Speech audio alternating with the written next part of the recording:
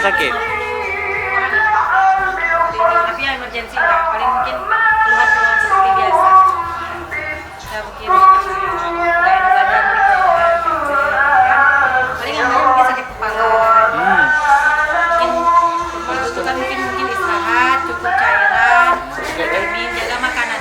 Kan biasanya kalau udah musim-musim ini kan makannya udah amburadul. Tapi biasanya nih kalau kita lihat kayaknya menunya enak-enak, sehat-sehat semua.